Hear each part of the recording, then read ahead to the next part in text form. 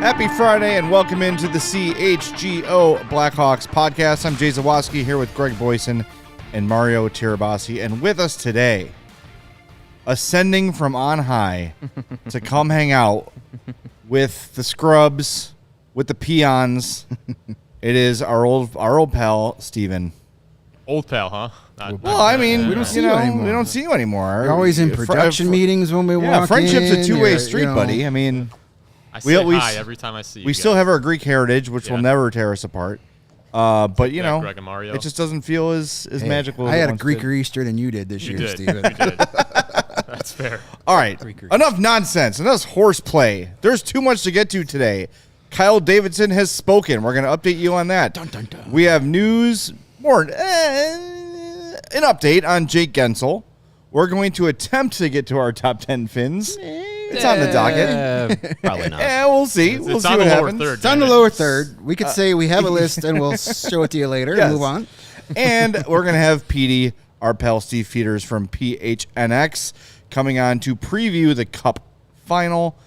Finally, it's here on Saturday, but let's start with Kyle Davidson speaking at the Combine. But first, hit that like button for us. Yeah. Subscribe to the YouTube page, and you gonna podcast share listeners, go to all your favorite podcast apps, no matter how many you have, and hit subscribe, and then leave us a 5-star review on all those apps. We would greatly appreciate that. So, a lot from Kyle Davidson today, and why don't we start with the biggest item coming from there? The biggest. As we have been telling you for months, and everyone's mad at us for not wanting Patrick Kane back.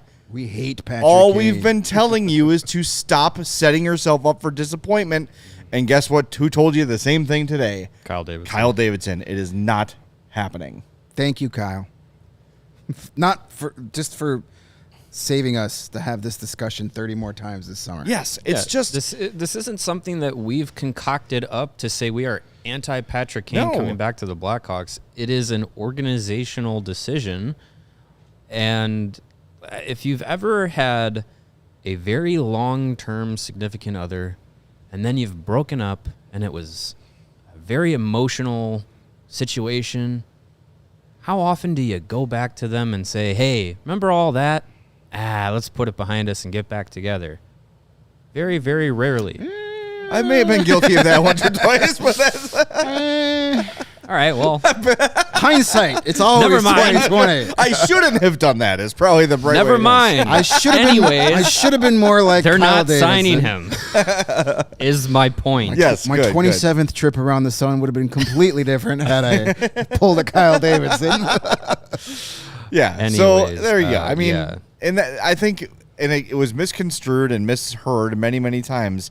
We were just telling you to not get your hopes up and not be mad when it. I guess you could be mad. People are going Go to be ahead. mad. People are going to Sure, see sure, that right. and be mad. Just don't be mad at us. Don't be. Yeah. Don't kill the messenger. We tried to tell you. Yes.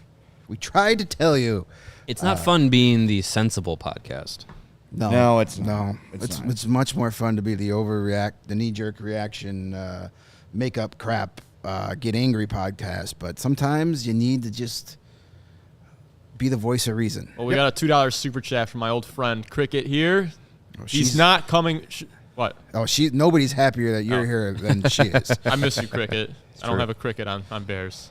He's not coming back in all caps. Thank you, Cricket. $2. And the $2. We do have the quote here from Kyle Davidson, as tweeted or xed by Charlie Romeliotis, another Greek brother of me and Stevens. He says, quote, "He did have a really good year," talking about Patrick Kane. "We're all really happy to see that after having his hip procedure last season. That was great to see. I think we made some really tough decisions on some long-standing players. I don't foresee us going back on that." That's about as clear-cut as you can be. I'm sure And- Kyle Davidson loved seeing that overtime goal in the United Center. That was great to see. And I'd probably say not that it's been as loud or talked about, but also probably a small side swipe of a comment about other long-standing Blackhawks that have been probably moved on from, and probably have moved on from hockey when it's all said and done. It feels that way. Yeah. It certainly feels that way. Yeah, there has been zero chatter about Jonathan Toews and what he's doing, and we're in June. You would think if he was even contemplating playing somewhere next season, there'd be an Instagram video out there. There'd be something of him You on would know ice by skates. now, yeah. Him, like, somebody in, in a rink somewhere in British Columbia saying, "Oh my God," or in Manitoba. Look wherever how ripped. I was Davies. playing in my beer league last night, and Jonathan Toews was skating on the Yeah. rink next to. There's been nothing. Best shape of his life. Jonathan Yeah. Toews is probably Nothing. the most happy, one of the most happiest people on the planet right now. I'm sure it wasn't easy for him. I'm sure it's still not easy, but now he's getting separated and out of the spotlight, and he's probably going, "This is not bad." And he's probably feeling a lot better. Yeah. Physically, Oh, yeah. mentally, so good And if for he him. wants to come back to the Blackhawks in some sort of front office or give the stately wave, kiss some wants to babies. be an ambassador, ice role. wants to do some stuff in the front office. Hell, if he wants to be the next Yannick Perreault and teach young kids how to win faceoffs, all he has to do is pick up the phone and make a phone call, and the Blackhawks are going to be like, "Yes, sir." I would think so. Come Happy on to in. do it. I would think so. Yeah. The next update Kyle Davidson had was on the trade up from 20 to 18 rather. This again from Charlie Romeliotis. Quote, "It just kind of came up and just felt like the pick package was a better one afterwards than previous, and so we did it. If we can marginally improve what we consider the pick values that we were receiving, then why not? I think we've had a lot of volume in the last two drafts, so it just made sense. It wasn't a precursor or anything like that. It just made sense at the time, so we just did it." Yeah. There you go. think Quality over quantity. Sometimes these trades that make you scratch your head, sometimes they're just small things that make sense for both teams. The Islanders are in a position where they don't have the most robust prospect pool, and the Blackhawks are teetering on the verge of, hey, too many kids in the pool. Maximum capacity is 57. Yeah. We're getting too much. Time for adult Get swim. out of the pool. Yeah. Yeah. Adult swim. I think this is you improve your first round pick, you improve a second round pick, you officially get 4 picks in the top 50 at the expense of 161st overall pick. It's fine. Their analytics department is probably saying we get better value at 18 and 15 combined, or 18 and 50 combined, than we do picking at 61 again. Sure. Yeah, and if it's as he said, it's just, hey, we've got a ton of picks. What are the chances of, at some point we're going to have to start getting rid of guys because we can only Right. have so many. We got a shot to move up, get a better first round pick. You take that. I mean, that's good general managing. Anytime you can make your team potentially better by getting a potentially better player and it only costs you 1 second round pick, you do it. Sure. When you have 2 others, especially. Yeah. And then the other thing he mentioned was the fact that the number 2 pick is still very much up for debate. They've not made a decision yet.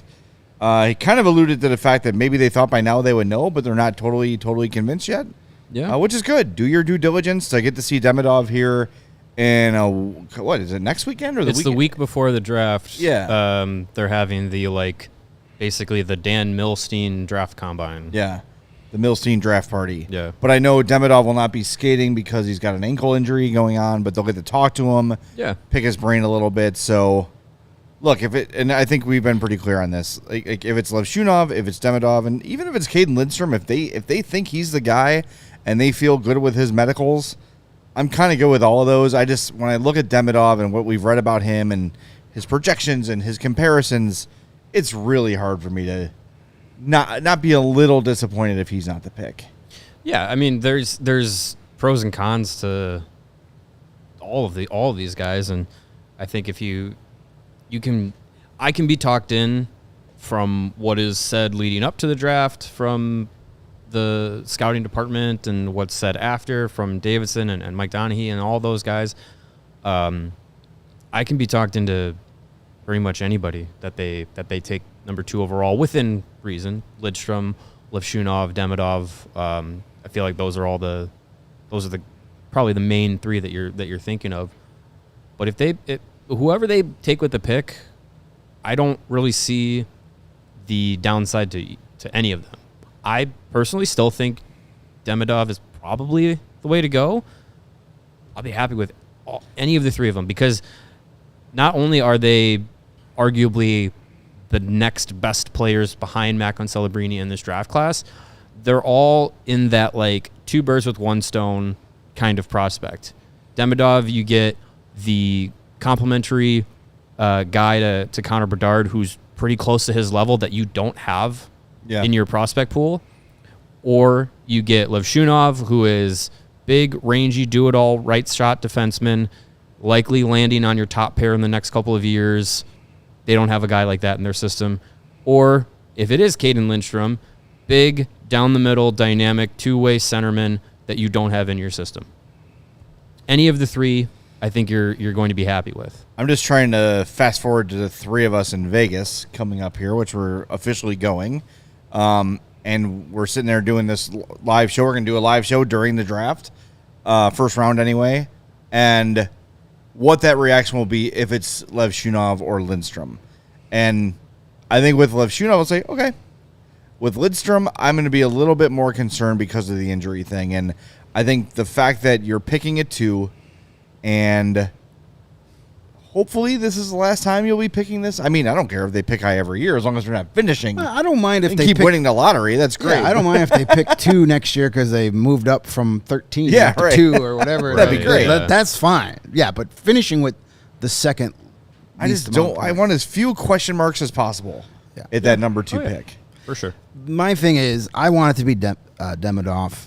If it's not, it's Levshunov. Okay, fine. You get that right-handed defenseman, top pairing guy, that coveted right-handed defenseman that everybody really wants. And if he turns out to be that, awesome. My problem is if it's Levshunov or even if it's Lindstrom, I'm going to spend the next 15 years seeing an Ivan Demidov highlight and cringing and comparing the numbers and going, son of a man. Just imagine if we would have had Demidov from day one instead of, now we got to pay $9 million to this guy to do what this guy could have been doing for $975,000 for the first 3 years. Like, I'll be comparing, and I don't want to do that. Yeah. Because it's a fruitless effort. All it does is get you upset. I don't want to, I know there's a lot of times where in fandom, you pick a guy, your team picks a guy, and then the other guy that you could have had there, fans start to root against that guy. Like, oh, God, I hope he's a bust just so we don't get proven wrong. I just don't want any of that stuff. So I'm hoping it's Demidov because I think he's the second best player in the league. I think Demidov is the best offensive player in the draft. I think his pure offensive ceiling is higher than Macklin Celebrini's. I think Celebrini is the better complete player. Best overall player in the draft because he gives you that, he plays center. He gives you that defensive game. So, but I think Demidov is a more dynamic offensive threat where Celebrini is a more complete player. It gives you a little bit of everything. All right, a little bit more update from Kyle Davidson. He talked about Jake Guentzel in free agency, and we have another insider talking about Jake Guentzel, so we're going to get to that next. But first, Mario's going to tell you about changing up your nicotine routine. Yeah, if you're looking to do do it with our friends over at Lucy Nicotine. 100% pure nicotine, always tobacco-free. Lucy comes available in pouches, gum, and their favorite, the breakers. If you don't know what those are, breakers are pouches, but with a little capsule of liquid flavor inside that helps saturate the pouch. Breakers are available in 4 milligram or 8 milligram sizes, and they come in flavors like mint, berry citrus, and espresso. Interesting. If you're not a pouch guy or gal, Lucy Gum is also available. That comes in 2, 4, and 6 milligrams. So set yourself up with a subscription and have Lucy delivered straight to your door. No more weekly or daily stops at the gas station. So level up your nicotine routine with Lucy. Go to lucy.co/CHGO Hawks. Use the promo code CHGO Hawks and get 20% off of your first order. Lucy offers free shipping and has a 30-day refund policy if you change your mind. Again, that's lucy.co/CHGO Hawks. Use the code CHGO Hawks and get 20% off and always free shipping. Lucy products are only for adults of legal age, and every order is age verified. Warning here, this product contains nicotine, and nicotine is an addictive chemical. The end. All right. Fair enough. Good story. And folks of any age, from children to adults, or as the game say, from 1 to 101, can get some pork. Yes. Because it's grilling season. So also go addictive. get your pork. Send your children to the drugstore to get some pork. Damn it. Write a note. My kid can bring home pork like my parents used to about their cigarettes. Yeah, safety pin a $20 bill to their lapel. People who are active, just like me, need more protein than the average American. In fact, if you don't believe me, the Academy of Nutrition and Dietetics, Dietitians of Canada, and the American College of Sports Medicine all agree, and they recommend that 1.2 to 2 grams of protein per kilogram of body weight per day for athletes, depending on training, is necessary. So for a 150-pound person, that's about 81 to 136 grams of protein per day. 1 3-ounce serving of pork provides 23 grams of high-quality protein that can help active individuals build and preserve muscle. The International Society of Sports Nutrition, those are really fun. Their conventions are amazing. Recommends that people who are involved in a general fitness program or who are interested in optimizing their health eat low-fat, high-quality sources of protein, which include lean cuts of pork. Elevate your protein game with lean pork, a powerhouse of natural goodness. Savor the flavor, savor the gains, and celebrate any occasion by enjoying the best pork produced by Illinois pig farmers.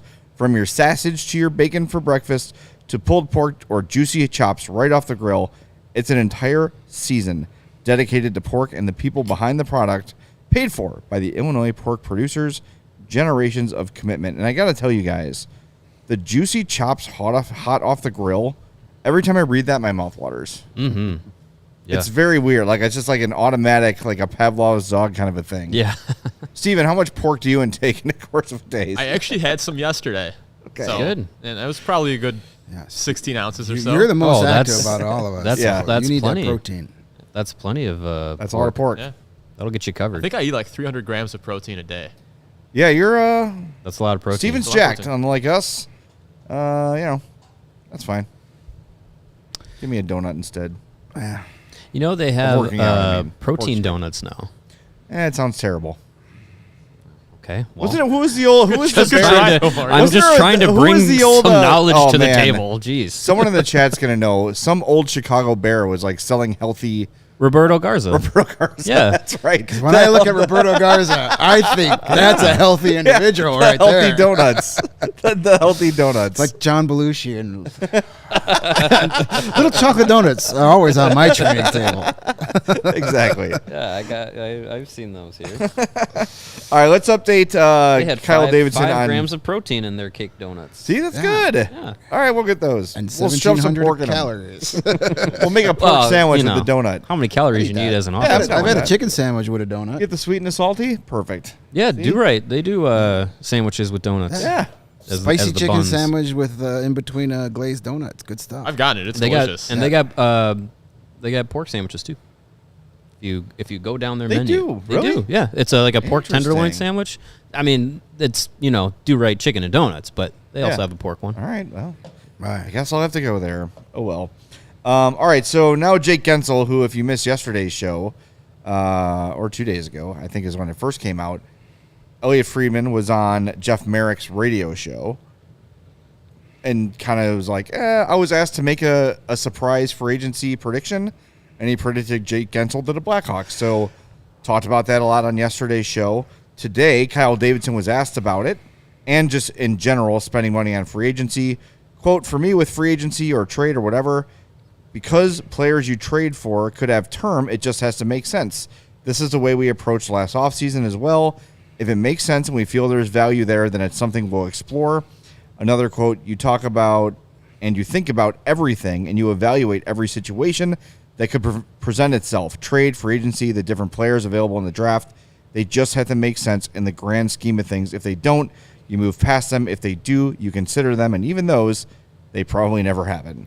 So that is a big nothing burger of Kyle Davidson basically saying, yes, we're going to do something in free agency. I'm not telling you, Dick. That's a lot of words exactly. to say that. Yeah. All right, so then further advancing this, the new 32 Thoughts podcast with Merrick and Elliot Friedman dropped today and came up again. So the update from Friedman today was basically Carolina is making Jake Guentzel's rights available for a mid-round pick. So if you want to give them a third or fourth round pick, they will give you the Jake Guentzel. They don't think they're going to resign him.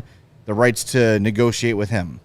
Also, he kind of doubled down and said it makes sense to what the Hawks are doing. They're trying to move forward a little bit in this rebuild, and Jake Guentzel makes a lot of sense for them. So he said it's not impossible that it would happen, which is him probably hedging a little bit, which is smart. So here's the thing. If you missed yesterday's show, we all kind of had differing opinions about it. And I think to summarize it, we're all on board if the term makes sense. So with that, like Greg wants a shorter term. I'm a little bit willing to go longer and say, hey, maybe the last 2 years are not ideal. But are you giving up now draft assets to have the rights to sign Guentzel? If you're giving up, so this year the Blackhawks have 2/3 and a fifth. They don't have a fourth.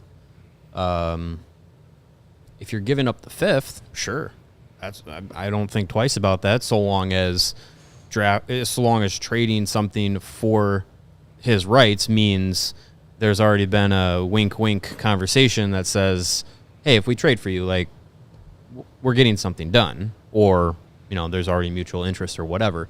I'd also, in that scenario, be comfortable giving up, like, they have 67th and 72nd overall.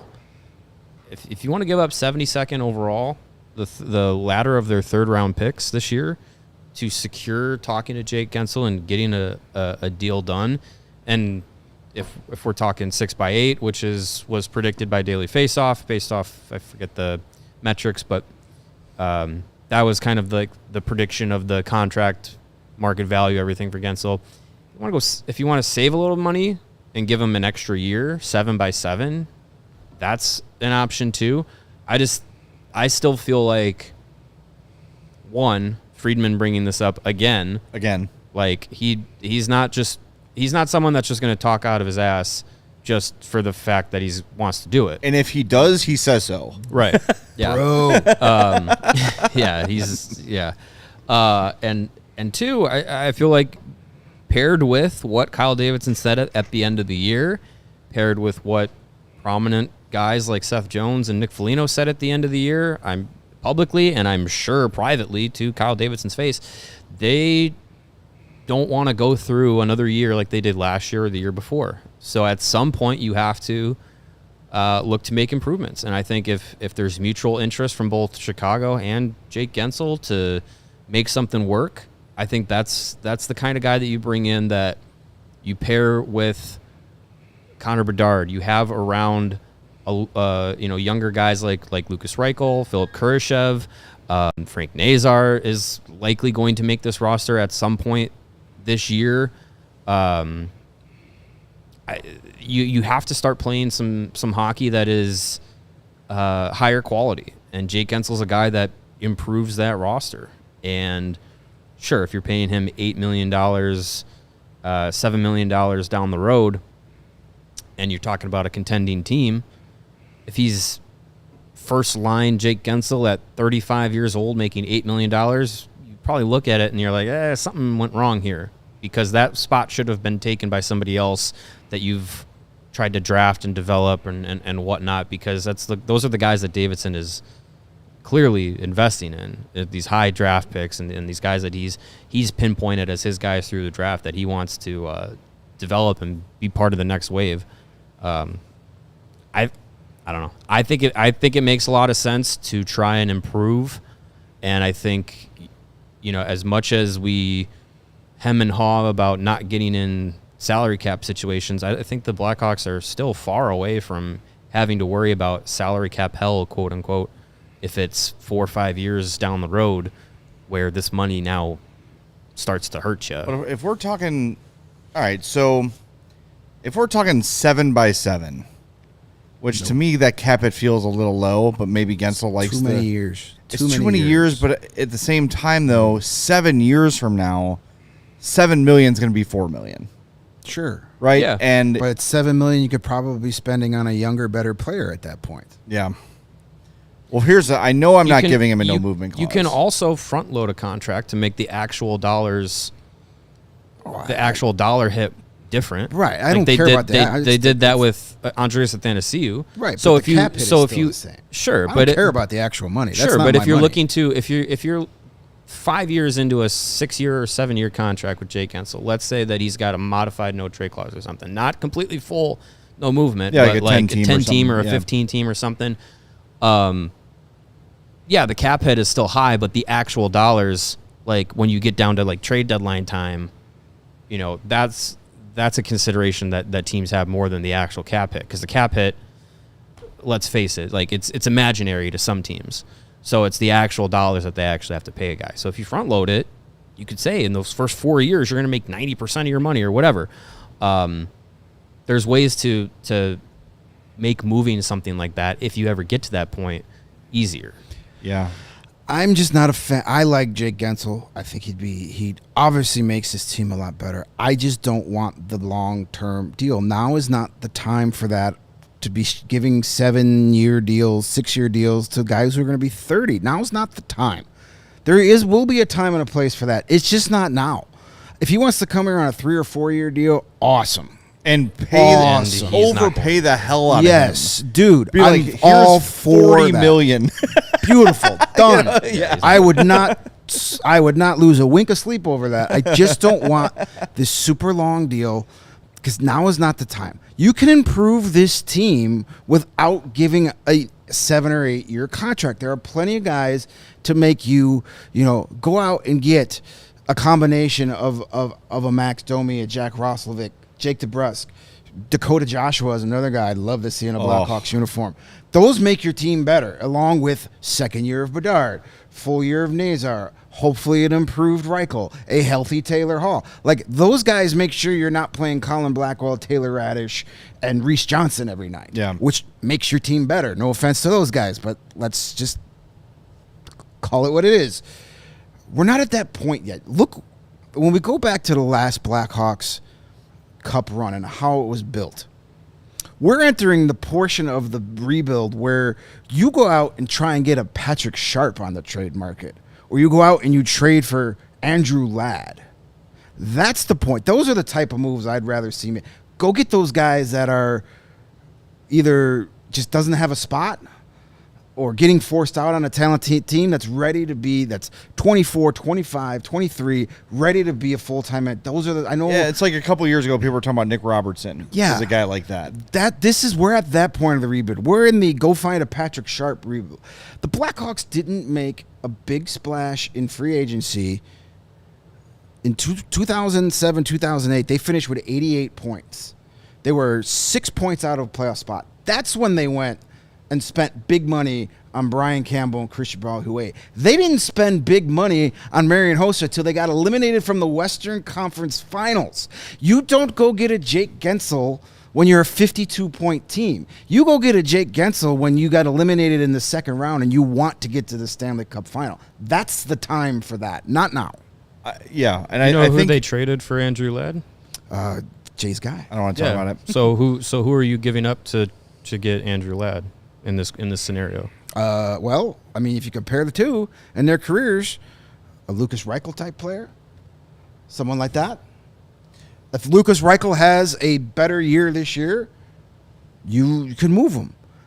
But I'm not. I think Ruutu is more proven than Reichel was at that point. Right. So you're not going to trade Lucas Reichel for anybody right now. His value is as low. But like, well, that's the thing though. Is they're saying they need to get better now. They need to improve now. And there are ways to get better now while still building for the future. And it doesn't involve signing a 30-year-old guy and giving him $8 million.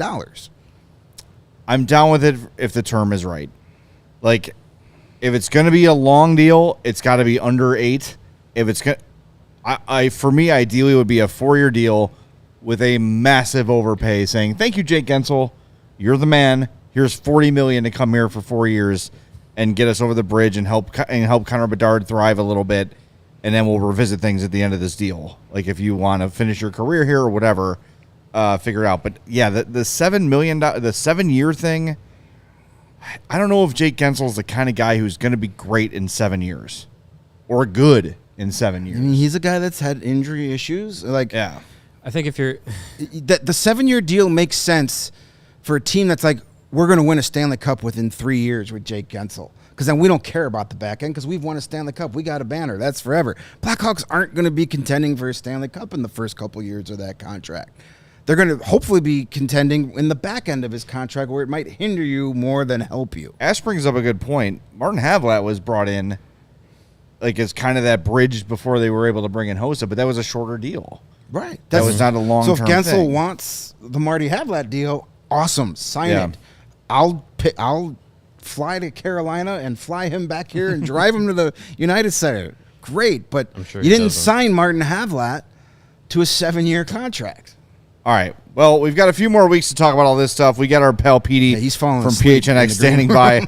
But first, we want to tell you how to get looking awesome when you go to games. Go to FOCO. Get fitted out in the best sports gear around.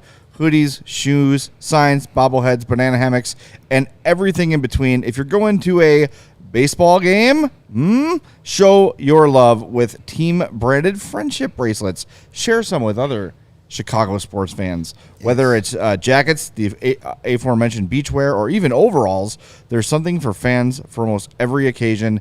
And we've got some great FOCO gear here over our shoulder. We don't have it out there today. We have our Makita and Bedard double bobblehead. Check out FOCO.com or click the link in our description below. For all non-presale items, use that promo code CHGO10 for 10% off. I know they've got a Frank Nazar bobblehead available. His first goal. So lots of cool stuff on there. Go check it out. FOCO makes great, great stuff. And while you're out in the backyard rocking that banana hammock from FOCO, watering the lawn, make sure you've got your eyeballs protected with some awesome premium polarized shades that won't break the bank. We're talking about our pals at Shady Rays, an independent sunglasses company offering a world-class product rated 5 stars by over 300,000 people. I'm one of those people, and I have been. I gave them 5 stars back when only 20,000 people had done it. I saw them when they were playing clubs, long before they were selling out stadiums. Their shades have durable frames and crystal clear optics, making them the perfect choice for all your outdoor adventures, like watering the lawn in your banana hammock, camping, fishing, or my outdoor adventures sitting in afternoon Chicago traffic. They have hundreds of options to choose from. In a banana hammock. In a banana hammock. I always have my banana hammock on. So you're bound to find a perfect pair to match your banana hammock. Plus, if your shades ever go missing or take an unexpected hit, don't sweat it. They have the most insane protection in all of eyewear. Every pair is backed by lost or broken replacements. If you don't love your shades, but you will, you can exchange for a new pair or return worry-free within 30 days. There is zero risk when you shop. Their team always has your back with personal and very fast support. And exclusively for our listeners, that's you guys, so listen up. Shady Rays is giving out their best deal of the season. Head to shadyrays.com and use the promo code CHGO for 35% off polarized sunglasses. Try for yourself the shades that 300,000 different people have given 5 stars to. All right. We have tortured him long enough. Speaking of 5 stars, He is in sunny Florida. It's our pal, Steve Peters, Petey from PHNX. How are you, buddy? Well, hopefully you can hear me, so that hopefully that part works to start. But no, not sunny, cloudy, going to rain any moment, Florida, because that's what it does here in Florida. By the way, this humidity sucks. This sucks. Yeah, Give me going the f- 113 in Arizona all day long over Going from this. Phoenix to Florida is going to be a shock in that department. Yeah, not ideal. And all I can say, because I was booking flights today for Game 5 and Game 6, turns out there's a lot of people that are going from here to Edmonton and back from Edmonton to here. The flights are not ideal because you can't get there from here. So as this series, I'm rooting for anyone in 4. That's my motto for the rest of this week. Anyone in 4 so I can go home. Well, before we get to the Cup Final, I know you overheard our conversation about Jake Guentzel and what the Blackhawks are doing. I know you don't cover the Hawks, but kind of your thoughts on like the logic behind a deal like that at this point for a guy that age. Yeah, the concern I have, I've always questioned deals that are 7 years. Anything that gets into that term, I even said that when you sign players like Sidney Crosby and Alex Ovechkin, when you sign 7-8 years, there's a concern. And I agree with you wholeheartedly. I don't think now is the time that the Chicago Blackhawks are ready to commit to Jake Guentzel for 7 years. I think that's so far in the future financially to burden a team that you don't know where they're going to be at that time, and more importantly, what piece of the puzzle they're going to need to finally get them over the hump, because we know that's going to all revolve around Connor Bedard. You're seeing it with McDavid right now. The reason this team is in the finals is McDavid. The reason Chicago is going back to the Stanley Cup playoffs is Connor Bedard. It's not going to be Jake Guentzel. Jake Guentzel will help you, but he's not the guy. So help the guy when he's going to be ready for it. And I'm concerned about that long of a term for a player that everybody likes, but you like him right now. Who's going to be the Jake Guentzel 6-7 years from now?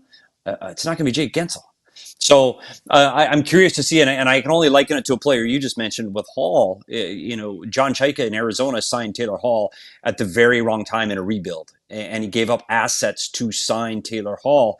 And it was unfortunate. And I really think that took that franchise backwards a little bit of a stride, again, because you'd got the wrong player at the wrong time. Guentzel's fine. Get him there to help the young talent that you have right now. Get him some wins. Get him a few more points. Build their confidence. Play the right way. Do all of those things, but just don't do it for 7 years. Yeah, I think we're all kind of that mind. But again, when it happens, if it happens, we will all convince ourselves that it was the right thing to do. Yeah, it was a great move. Brilliant. Mental health. Great move. That's how we operate. All right, well, let's start with the we're not going to revisit our conference final predictions. Those shows got deleted. I don't know what happened. I just just know we were all correct from what I remember. Spot on. I think I was perfect. I think. Yeah, I think we all nailed it. They're deleted. I think nailed it. So let's start with the Cup Final here. We got Edmonton, Florida, and a couple days ago, Dom Lucian from The Athletic put his model out, and I think for the first time in my life, I saw a model predict a 50-50 kind of outcome on this series. How are you feeling heading in here? I don't get that, and I'll be honest. So publicly, when people are listening to me, I tell one thing, and nobody's listening, right? So I can say this: I don't see that these, like everybody's saying, well, Edmonton in 6 or Edmonton in 7 or Edmonton's going to push this to 6 or 7. Have they not watched the games? Like Florida is prototypical. They're outstanding. In all 3 zones, they do everything right. They defend right. It can be boring at times. I'm not sure how Edmonton Oilers can beat that team 4 times. I just don't see it. The one thing that Edmonton has, and I already mentioned him, was Connor McDavid. And that's where you look at Chicago having a guy like Connor Bedard. When you have that elite talent, Florida's the better team. Edmonton has the better players. And so which is going to win out? If you can keep Connor McDavid off the score sheet, i.e., you double, triple team him. When he's on the ice, you don't even think about getting a shot on goal. If you come off even after Connor McDavid leaves the ice, you will win the series. Because I don't think Edmonton can do it any other way except on the power play and with Connor McDavid. So I do believe that Florida's the better team, but that's not who always wins. So it's going to be an interesting series to see how Connor McDavid can do with less room. Can he still get there? And we all know the answer is probably. Well, it's funny, we look at this and our minds always go back to the Dynasty Hawks, and it's like, how does this compare? And you said Edmonton has the better players, Florida has a better team. We can't do that because the Hawks had both. When the Hawks were winning, they had the best players and the best team. Yep. So good luck with that. So it's different here, but I always like the statement you made. Can they beat Florida 4 times? And it sounds so basic, but when you think of it that way, it seems like a pretty insurmountable task looking at the way the Panthers are playing. The Panthers defend as well as anybody. And I know they have missed assignments, and their aggressive play can cause them trouble at times because aggressive play like that may leave play open. I believe it's going to wear the Edmonton Oilers down. I'm also worried about the Edmonton Oilers defense. I'm concerned about their ability to move the puck. I know Ekholm can, Bouchard can. Darnell Nurse has struggled. He struggled up through the playoffs to this point. He's going to have to be better for this team to be even close in this series. I talked to Oliver Ekman-Larsson today, former Coyote player in Arizona, and he is now here. And he just their team has confidence. They play the same way. They're not changing any of their style to play against the Edmonton Oilers. They're going to be aggressive. They're going to smother the Oilers, and that's their game plan. They don't know another way to play. It might be boring again to watch, but I want to see Connor McDavid get. Is he going to get frustrated? Is he going to lose his time and space? Dallas backed off. I don't know why Dallas backed off and gave him so much room. Florida's not doing that. Gustav Forsling right now has been the best defenseman in the playoffs. Can he continue to do so? I believe he needs to. So you're going to defend McDavid with Barkov coming on the back check from behind, and you got Gustav Forsling in front of him. So you're going to sandwich McDavid with his speed. I think it's a really good matchup again for Florida, and I know we're going to get to some keys. I think, are we going to do those keys, Jay? Did we do that? Yep. Yeah. Oh my. This is fun, and I think this is how I look at it. When I as a video coach, I go back and I look at what teams are good at. And Edmonton is speed and skill. That's what they're good at. When I look at Florida, they're smothering and aggressive. So which one of those two styles is going to come ahead? And when you check all the boxes, to me, it's the Florida Panthers. I honestly don't see any other way. So as you saw in my conference previews, I will probably be betting on Edmonton because I'm not usually right. There it is. All right, we'll talk to you later. Thanks, Petey. Well, Yeah, thanks for that hockey inside. Way to go, Petey. Watching all the film. It's funny. You can watch all the film you want to, but Connor McDavid all by himself can win this series. He honestly can. If he comes to play like he has over these last few games against Dallas, he wasn't that factor early in the playoffs. He wasn't. I think Edmonton's, I don't want to say snuck by LA, but they didn't do it with Connor McDavid. Connor McDavid carried this team through the Dallas Stars, period. Like, he was the difference. And Florida cannot take penalties. And they walk that fine line of being incredibly physical, which they are, and they're much more physical than Dallas, so almost twice as many hits per game as the Dallas Stars. But can you play that way and play that physical without taking penalties? Because if you take a penalty against Edmonton, you're giving up a goal. You might as well put it up on the board. So you have to find a way to walk that line. Tkachuk's going to be one of those players. Has to walk that fine line. He cannot sit in the penalty box. It's just too dangerous to put that team on the power play. You talked about Edmonton's defense, and in previous iterations of the Oilers that had cup aspirations, their defense was like, McDavid's going to have to outscore everybody. This defensive system that the Oilers have now seems a lot different than that.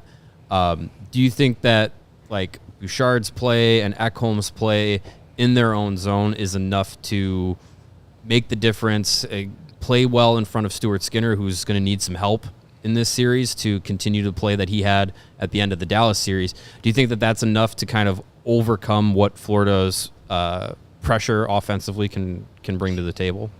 I don't think it's enough. I think Ekholm has been outstanding in the defensive zone. I think Bouchard can defend, but they're going to have to go much deeper than that because Florida, again, it's all four lines play the same way. They throw pucks at the net and everybody goes to the net. That's how Florida plays. And you look at the regular season when Edmonton played Florida. They played them twice. Florida beat them 5-1 and 5-3. They put up 10 goals over 2 games. I know Calvin Pickard played in one of those games. But the one thing that you saw over and over again was Florida's ability to get to the front of the net and Edmonton's inability to protect that area. I think that area of this ice is going to be, it's so important. I don't think Edmonton defends well enough. Skinner's played so much better over these last 5 games than he did for the first 5 games, that's allowed this team to continue on to the finals. If Stuart Skinner plays against Dallas like he did against LA or Vancouver, we're talking about the Dallas Stars right now. I think he was that critical in his improvement of play over this last series. Otherwise, they're not there. I mean, you see 38-10 on this shot clock, and you see a victory that's unheard of. And Stuart Skinner, can he handle this pressure? Can he handle the big stage? Can he be the guy that he has been against Dallas? Because if he's not, we talked about those great teams in Chicago, and we've argued about great goaltending versus average. Crawford, I'll give you. But was it in the Emmy? The Emmy he's Skinner. Maybe not Skinner, but you had such a good team you could overcome those kind of mistakes. Edmonton's not good enough to overcome any mistakes by their goaltender. Skinner's going to have to be dead on perfect because they're also going to face, Dallas had 20 to 25 shots in 4 of the 6 games, and where Florida has shot 34 or more in 4 of their 6 against the New York Rangers. So they're going to get a lot more shots on goal. Yeah, Edmonton is, so they're going to have to be able to box out under sticks and make that save. I just don't know if they can do it. 6 keys of the series. Why don't we get those fired up right now? I know Steven's got the graphics you sent in. And everybody, we're going to throw the PD did some video features on this as well. We're going to throw those links to those tweets in the chat. So keep an eye on that. Of course, after the show, we will tweet them out for you as well for the video end. But let's go here with your first key to the matchup. Yeah, I think that there are 5 things. I'm going to do 2 of them today. And let's get up that first slide, because what this is I think this is really important. It's kind of something we've talked about, is the aggressive floor check of the Florida Panthers versus the breakout and the puck moving of the Edmonton Oilers. Next slide. And when we see what the pressure of the Florida Panthers, they are so aggressive on the forecheck that they can create turnovers below the goal line. If we go to the next one. And wait, so they're going to create turnovers. They're so tight on the opposing defenseman. The opposing defenseman needs to move the puck now. The New York Rangers didn't learn this till game 4. I don't care if it's a hard rim. I don't care if it's off the glass. I don't care if you flip it out to the neutral zone. You have to get the puck out of the zone, because no team has been able to do that against the Florida Panthers so far. So Edmonton can't turn the puck over here. Next. And then once they do get the puck, this is something interesting, and I hope people see this as the game goes on. When Florida gets turnovers below the goal line, or even when they have the puck in the offensive zone, they throw the puck behind the goal line. They are elite at making plays from below the goal line to the front of the net. This is an area that I think Edmonton is in huge trouble. So they've got to make that first pass out of the zone. They have to make passes quickly, and they have to get out of the defensive zone. Otherwise, what you saw against the Rangers, Panarin, Zibanejad, Kreider defended for 45 seconds to a minute. They get the puck out. They got to go for a change. They have no gas left in the tank to go on the offensive zone.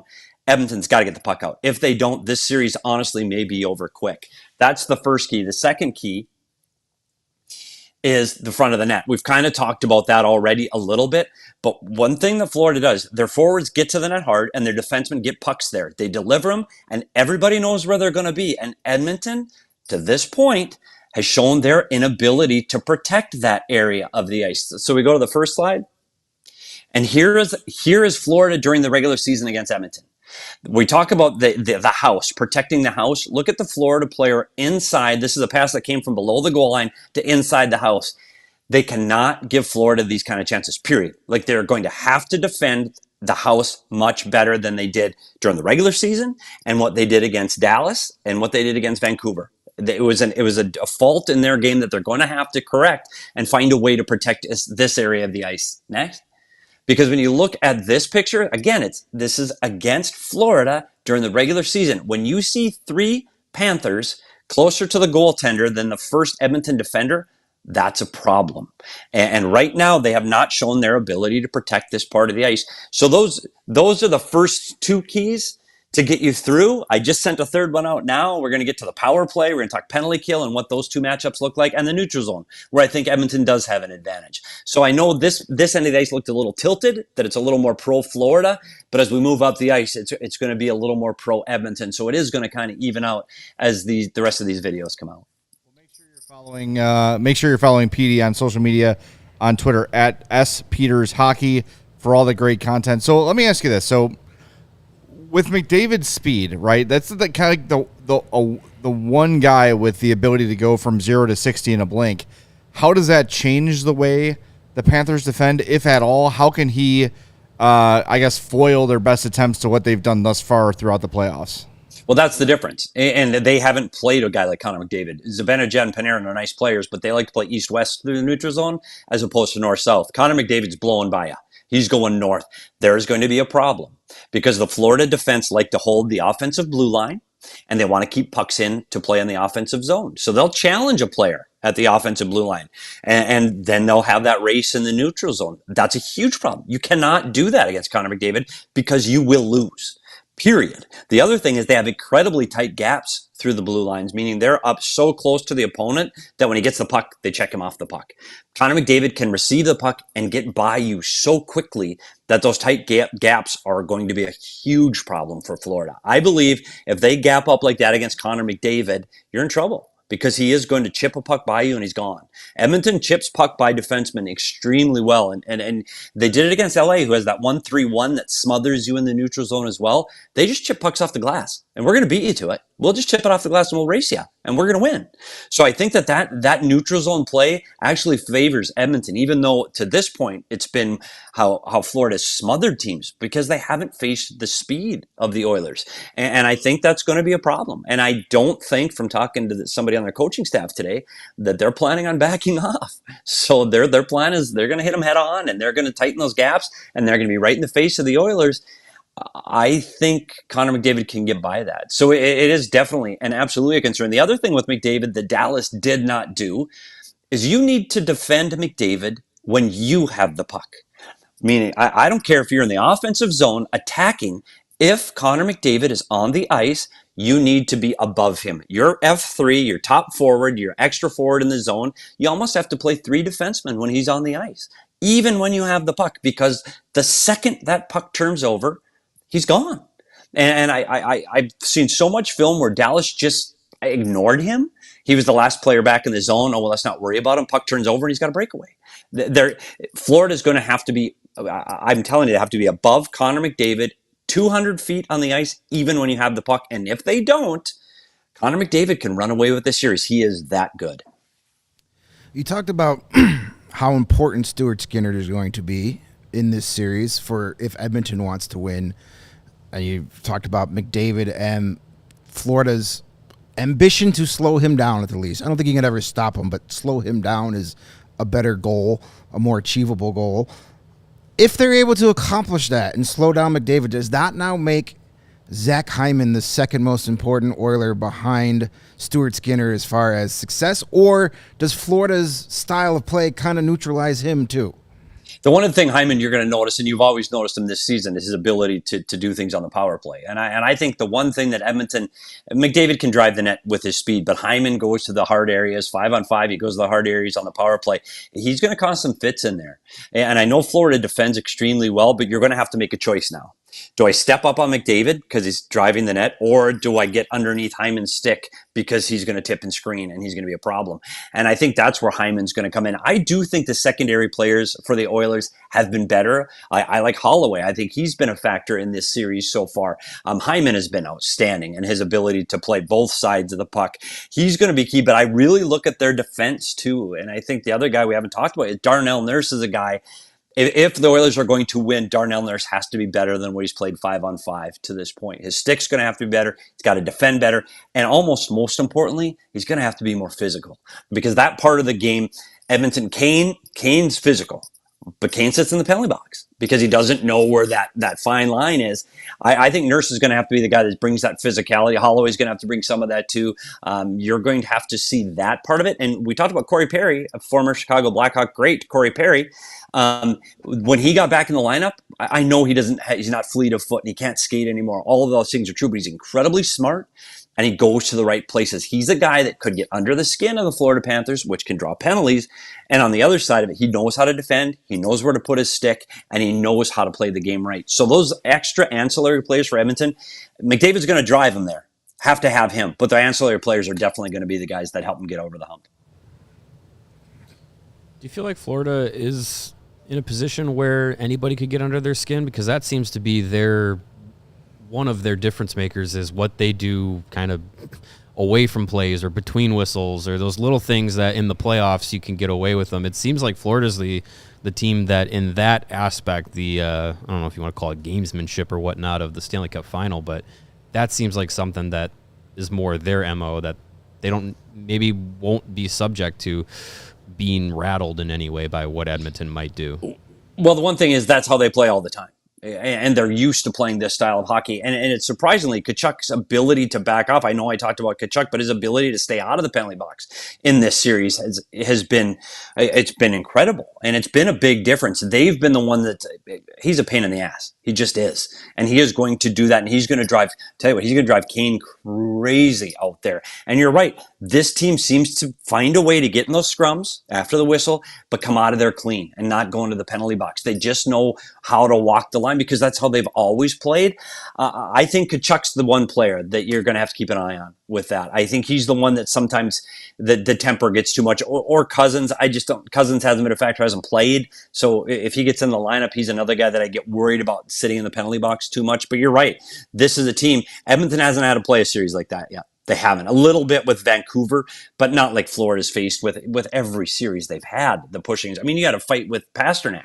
So if you're going to have a fight with one of your best players, you know you're getting underneath team skin. So yeah, it's going to be a huge part of what Florida does.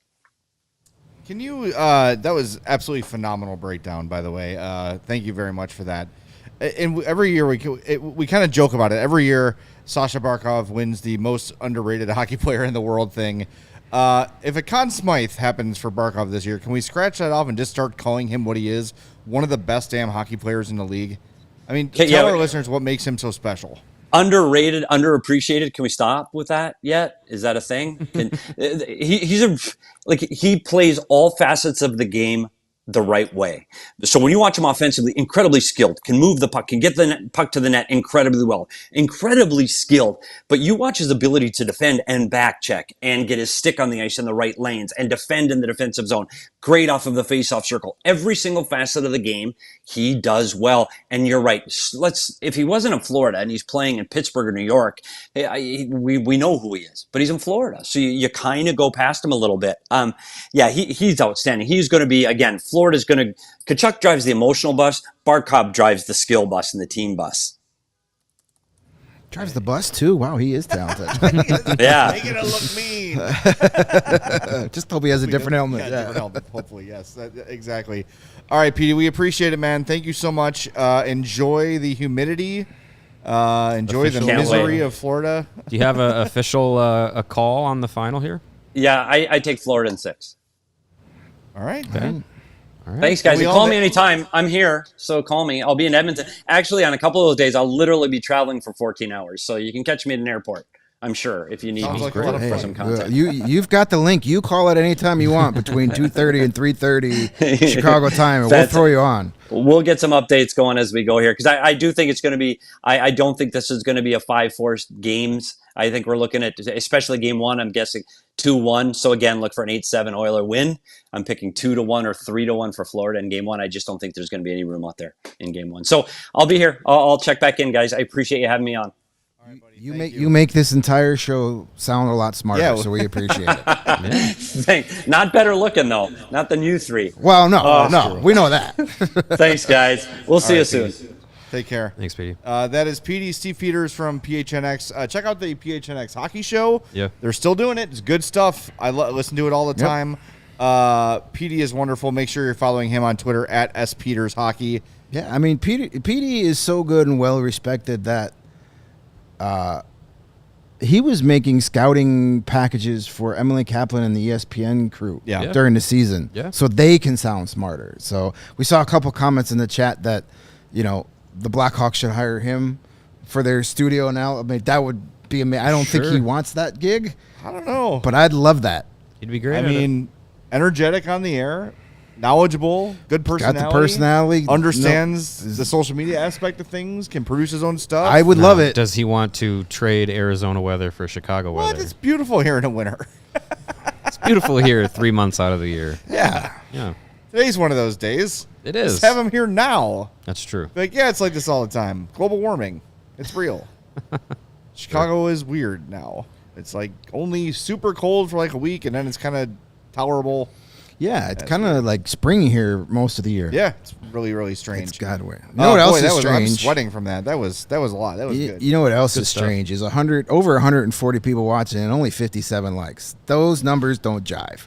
Yeah, what happened? It used to never be like this. Come on, we used man. to have I blame- like I 100 blame- You're not likes here every often single enough. show. It's pretty it's pretty good usually, but Come on today's now. a little under the Everybody weather. was dazed Don't and disappoint me, guys. like so involved in that in-depth breakdown, they forgot to hit the like button. Yeah, let's smash So that make sure like you button. go. We're gonna give our Stanley Cup Final predictions, but not until we get some more likes. We're gonna hold that hostage. Yeah, there you Why go. don't you just cross your arms and look really angry into the camera? Yeah. Just pout. Wait here quietly. I am glad we're not getting to the top 10 Finns today because once again, I left my assortment of Finnish hockey jerseys in my car. Well, It's all right. The players that it's the jersey. We don't need to. we'll get we don't need to worry we'll about get to that. our top 10 Finnish players either this coming Thursday or the following Thursday. We'll get to it. It's evergreen. Nothing's going to Yeah, change. there's no new unless Finns gonna- unless Barkov scores 16 goals in the Stanley Cup Final and we need to move him up the list. Spoiler alert, he's on the list. What? Luke is asking a question. Luke Jacobs, how do you submit a question for Mailbag Monday? Good question. Very good question. Keep your You eyes just did. peeled. Yeah. Here's your mailbag. We're going to answer your Mailbag Monday question on Friday. Keep your eyes peeled Sunday evening-ish. We usually send out a tweet on the CHGO Blackhawks show account on Twitter or At X. CHGO_Blackhawks, yeah. And then the three of us will usually retweet as well. Put your question in the reply to that tweet. Or if you're a diehard, and you should be, you have access to our Discord. We also take field questions from the Discord, and you have top priority when you're in Discord. So, And if you throw us money on Monday, we'll also Super chats. answer your or questions. Tuesday, Wednesday, Thursday, Friday. That's true. Throw us money on any day, and we'll answer whatever Yeah, question pretty you much, want. Pretty much. But those are the two easiest ways to do that. And we will be having another Mailbag Monday on Monday. And also Monday, Mario's going to be in Florida. It's going to be at with the game. Petey. Not at the game. But yet. Greg and I, we're going to be at Salerno's on Tap on Grand and Racine for a Stanley Cup Finals Game 2 watch party. Yeah, should be fun. No tickets necessary. Just come out and join us. Puck drops at 7 local time. So we'll be there around 6:30, hanging out, eating some pizza, drinking some Coors Light, and watching the game. So that's going to be fun. So just come out and join us. We got to tweet out about it. We'll make sure we do some more over the weekend to remind everybody. But again, just show up at Salerno's on Tap. It's going to be a great time. Great tavern-style pizza. Great. The wings there are phenomenal. Try the wings. And, of course, the Coors Light will be icy cold. So you can choose chill with us and watch the Oilers and Panthers Game 2. Perfect on the way home from work stop. Absolutely. Get some pizza, watch some hockey, Yep. have some fun. It'll be a good time. I'm looking forward to that for sure. Me too. All right. Are we ready to make our predictions? yes. All right. Who's going first? I will. All right. Way to step up. I am saying that it is a 7-game series. I have a coin flip simulator here on my computer. As you see there, there's the coin. I'm going to flip it. Panthers in 7. All right. It's a All long right. flip. That Well, a lot it of was. fun. Hey, Would you drop it was up in the air for a while. It tossed it pretty good. Drop it off the roof? Panthers What you in 7. I'm going to say. I think they grind down the Oilers. Everything Petey was saying, I was just like, yep, this is why I feel like this is the team to do it. I think they're learning some lessons from last year, where a lot of their key guys ran out of gas, and they didn't have it to keep up with Vegas. But I think this year they have more than enough. I think they're healthier than last year, and I think they have the horses to get past Edmonton. And I say, if they win the Cup in 7, Alexander Barkov is going to be the most important guy through the postseason, and especially in this series. He takes home the Conn Smith Award. My voice text. Such an underrated pick. Yeah. Don't forget, too, last year that Brady Tkachuk was like removing Matthew Tkachuk from like his body Yeah. cast Oh, yeah, between yeah, games. He had to like pick him up out of bed. Yeah, that It was a insane. cracked sternum, right? Yeah. Yeah. With oh my god, can you imagine? Well, that's what they got to do game 1 then. Crack his Crack his sternum. sternum. Yeah, just crack his Your sternum. chances all of a Petey's sudden key go up. number 1. Crack Matthew Tkachuk's sternum. Corey yes. Perry will just butt end him right in the chest. Crack as many sternums as you possibly can in game 1, and the series gets easier. Yeah.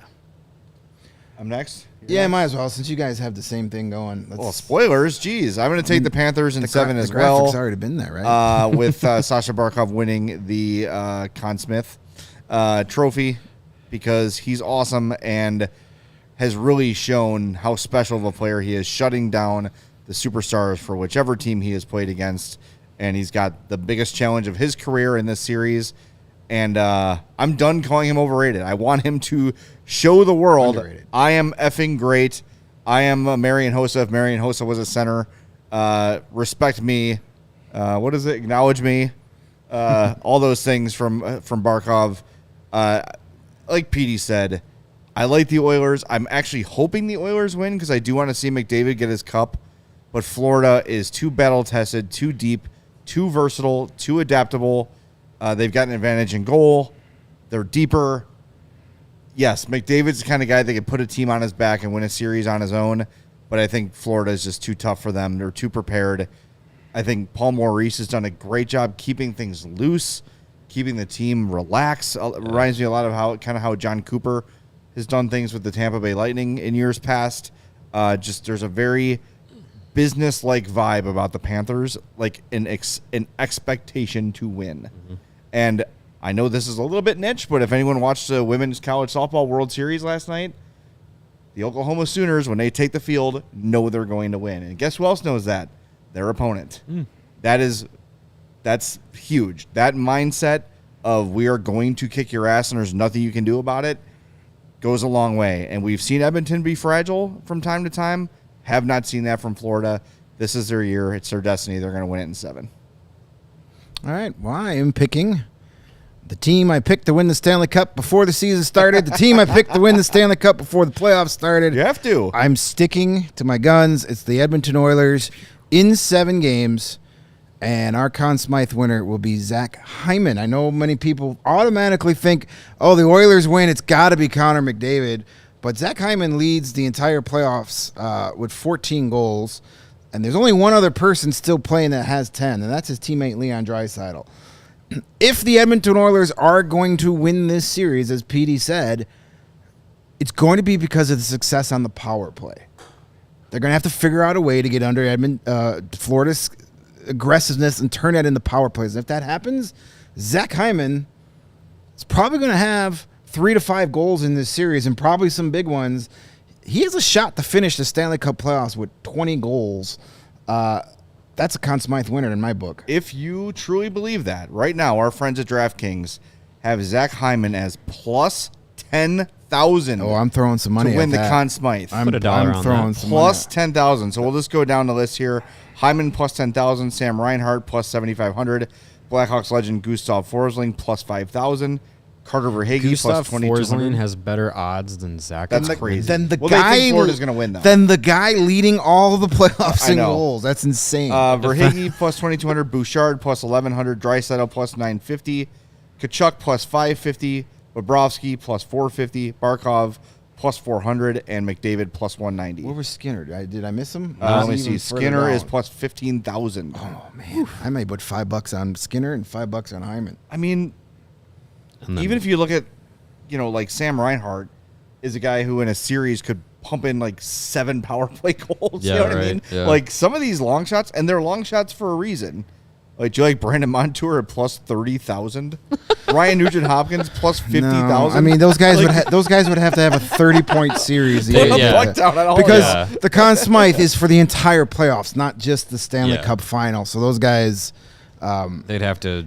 just Yeah. I think the Edmonton Oilers this playoff run has put to bed a lot of the narratives that people have said have cost them chances to be here. They're a much better defensive team than they've ever been. Yeah. They're a much deeper team than they've been since Connor McDavid showed up. Stuart Skinner has showed that he can answer the call. He won a 1-0 game against the Kings in the first round, and he played his best career game ever in his life in Game 6 against Dallas, making 37 saves? Yeah. The only downside to that is I really would have loved it for Stuart Skinner to have Game 1 of the Stanley Cup Final was like 2 days after that game. Yeah. To have that momentum. He knows he could do it. And the Oilers believe he can do it. I think this is a better team than they've ever had up there. And this is a team that for the first time in a long time believes in themselves. And that can go a long way Yeah. where they dug themselves out of a hole. They weren't even in the playoffs come November. When November hit, they were not a playoff team, and here they are, 4 wins away from the ultimate prize. Yeah. Florida is great. Edmonton is great. It's going to be a fun series one way or the other. I can't wait. It's going to be awesome. So, again, if you don't have plans Monday night, come out to Salerno's on Tap. Join me and Greg out there for a watch party. Once again, no tickets needed. Just come hang out, eat some pizza, drink some beers. It's going to be a good time. We'll be back Monday for Mailbag Monday as well. So look for that tweet on Sunday night. Or if you're a diehard, hit up the members-only Discord with your question. Look for the prompt to do so, though. It just makes us a lot. It makes it a lot easier for us to find. I'll throw it in there. I'll use the here tag so it alerts you. Just reply to that, and I'll get those direct. And look for Mario on the glass for games 1 and 2 in Sunrise. Right? Yeah, game time, man. That's really the best way to do it when you're on vacation with your family is to take an hour-and-a-half drive and beg for a ticket. It's a good way to do it. Yeah. Thanks, guys. Appreciate the Sounds like fun to me. The advice. I mean, it's a vacation during vacation. Maybe they need a vacation from you. Yeah. Maybe they do. Well, we don't, Mario. We're going to miss you. Have a good time, and we'll talk to everybody on Monday at 2:30 right here on the CHGO Blackhawks Podcast.